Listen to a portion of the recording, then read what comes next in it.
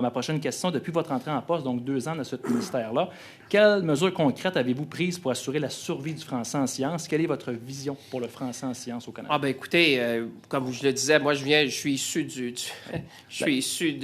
du domaine académique francophone. Alors vous comprendrez, c'est d'abord une passion personnelle de s'assurer qu'on puisse évoluer en français.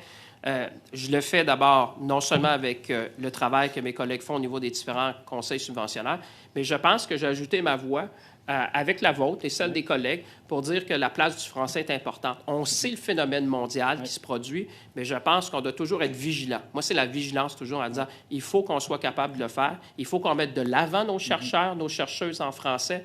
Il faut être sûr qu'on soit capable d'attirer des talents en français aussi dans nos instituts de recherche. C'est pour ça que, par exemple, quand on a Mila à Montréal dans l'intelligence artificielle qui fait la renommée mondiale, je vous dirais juste une anecdote, mais ça en dit long quand le chancelier allemand, dans sa visite officielle au Canada, choisit de venir à Milan, Montréal, qu'il a choisi lui-même pour venir. Ça en dit long sur la longueur d'avance qu'on a en intelligence artificielle. Monsieur le ministre, je vais recentrer sur ma question, les mesures concrètes. Vous avez parlé de vigilance.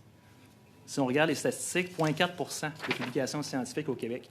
La vigilance, ça n'amène pas les résultats. Présentement, il y a l'agonie en sciences. Donc,